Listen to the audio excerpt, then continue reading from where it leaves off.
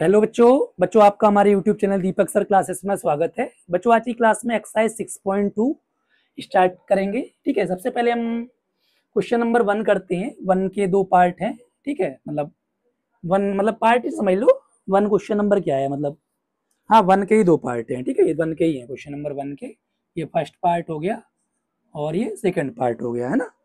ठीक है, देखो हमें 8 फैक्टोरियल फाइंड आउट करना है। तो 8 फैक्टोरियल का मतलब आपको मैंने इंट्रोडक्शन वीडियो में बताया था कि 8 इंटू 7 इंटू 6 इस तरीके से करना होता है, into 5 into 4 into 3 into 2 into 1, यानी इससे पीछे जाना है आपको।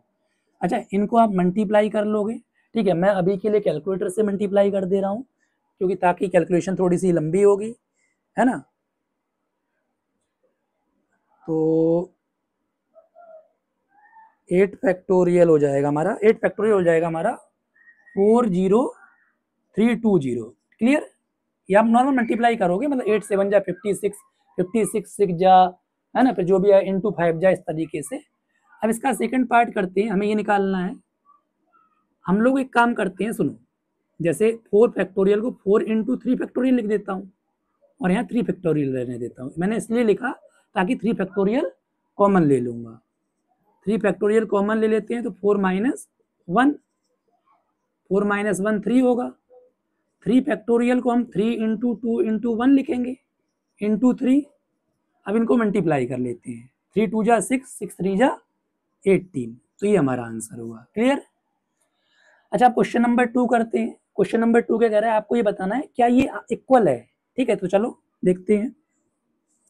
पहले एलएचएस उठा लिया मैंने, 3 फैक्टोरियल प्लस 4 फैक्टोरियल। 4 फैक्टोरियल को लिख देता हूँ 4 इंटू 3 फैक्टोरियल। क्लियर। जैसे ये अभी ऊपर वाला लगभग सेम ही था, यहाँ उसमें माइनस था, यहाँ प्लस है। अब 3 फैक्टोरियल कॉमन ले लेता हूँ तो 1 प्लस 4 हो जाएगा। क्लियर। तो 3 फैक्टोरियल को मैं लिख सकता हूँ 3 इंटू 2 इंटू 1, 4 प्लस 1 5, 3 2 जा 6, 6 5 जा 30। LHS कितना आया, 30 आया। अब RHS निकालते हैं। ठीक है, RHS 7 फैक्टोरियल है। क्लियर। तो 7 फैक्टोरियल को 7 into 6 into 5 into 4 into 3 into 2 into 1।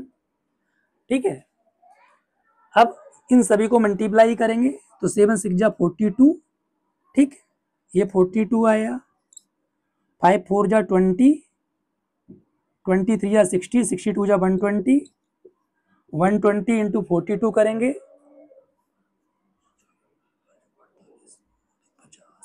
तो ये आएगा 5040। तो क्या LHS RHS इक्वल है? नहीं इक्वल है। तो इसने ये पूछा था क्या ये इक्वल है, तो no, no, LHS is not equal to RHS। तो ऐसा फैक्टोरियल के केस में नहीं होता है कि 3 फैक्टोरियल प्लस 4 फैक्टोरियल 7 फैक्टोरियल होगा। अगर 3x होता और 4x होता तब ये 7x हो जाता, वो तो अलजेब्रा के रूल हो गए। ठीक है, अब क्वेश्चन नंबर 3 करते हैं। तो इसमें मैं एक काम करता हूँ, 8 फैक्टोरियल को 8 इंटू 7 इंटू 6 फैक्टोरियल लिख ले रहा हूँ क्योंकि नीचे इधर 6 है, इसलिए लिखा मैंने, ताकि 6 फैक्टोरियल 6 फैक्टोरियल कैंसिल आउट हो जाएगा। 6 फैक्टोरियल से 6 फैक्टोरियल कैंसिल कर दिया, 8 इंटू 7। ठीक है, और जो 2 फैक्टोरियल है इसे 2 इंटू 1 लिख देता हूँ। 2 4 जा 8, तो 7 4 जा कितना हो गया, 28। ठीक है ना। ठीक है, अब फोर्थ वाला करते हैं। फोर्थ वाला क्वेश्चन में क्या कह रहा है, इसमें x की वैल्यू फाइंड आउट करनी है। ठीक है, तो देखो 1/6 फैक्टोरियल, इसको जो 7 फैक्टोरियल लिखा है इसे 7 इंटू 6 फैक्टोरियल लिख ले रहा हूँ। ऐसा इसलिए करा कि इधर 6 फैक्टोरियल है और इधर भी, इधर 6 फैक्टोरियल मैंने बना लिया। अब 1/6 फैक्टोरियल कॉमन ले लूंगा। ठीक है, चलो, और एक काम करता हूँ, इसको भी 6 फैक्टोरियल तक लिख देता हूँ। ठीक है, 8 फैक्टोरियल को 8 इंटू 7 इंटू 6 फैक्टोरियल। तो 1/6 फैक्टोरियल कॉमन लिया, 1 प्लस 1/7। क्लियर। और ये आपका 56 इंटू 6 फैक्टोरियल। ठीक है, इज इक्वल टू में ये कैंसिल आउट हो जाएगा, डेनोमीटर से डेनोमीटर कट जाता है ना, तो 6 फैक्टोरियल से 6 फैक्टोरियल कैंसिल आउट। ये 8 इसे सॉल्व करोगे तो 8/7 हो जाएगा, 7 बन जा 7 + 1 8, 8/7, ठीक है।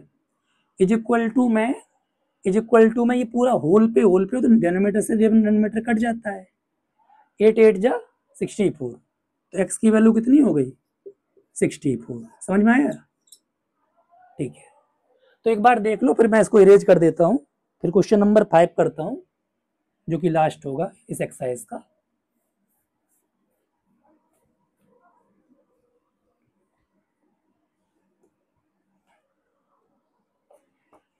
क्वेश्चन नंबर 5 में क्या करना है, आपको n और r की वैल्यू दी गई है और ये चीज इवेल्यूट करनी है,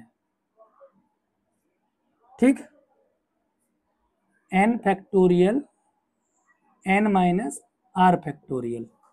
अच्छा, इसमें दो पार्ट्स हैं, पहला पार्ट में कह रहा है n 6 होगा r 2 होगा, ठीक है।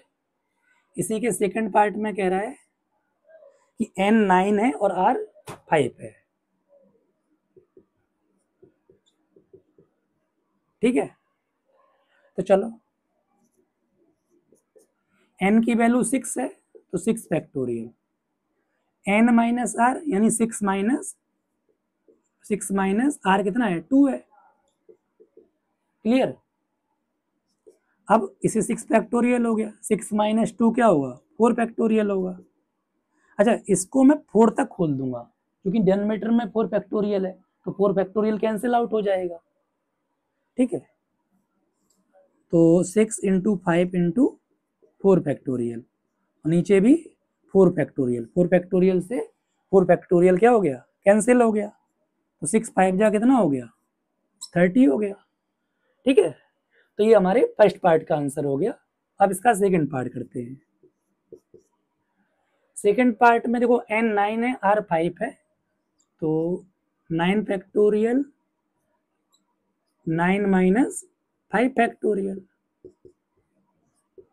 9 माइनस 5 4 फैक्टोरियल हो गया। अब इस 9 को कहाँ तक लिखूंगा 4 फैक्टोरियल से, ताकि डेनोमीटर से मतलब 4 फैक्टोरियल कैंसिल आउट हो जाए। 9 8 7 6 5 और ये 4 फैक्टोरियल, 4 फैक्टोरियल से 4 फैक्टोरियल कैंसिल आउट हो गया। अब इन सभी को मल्टीप्लाई करना है,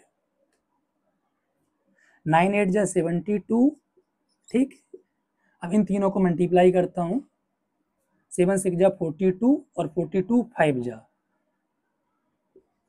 तो 42 ये 9 8 जा 72 आया, और इन तीनों का क्या आ जाएगा 7 6 जा 42, 42 × 5, 42 × 5 हो जाएगा 210, ठीक है। अब 210 × 72 होगा, इसको साइड में कर दे रहा हूं, है ना।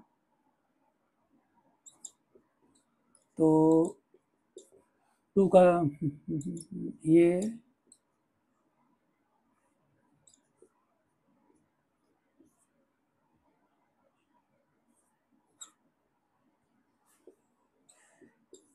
जब इसे मल्टीप्लाई करोगे तो ये आएगा 1520, तो ये हमारा आंसर हो गया।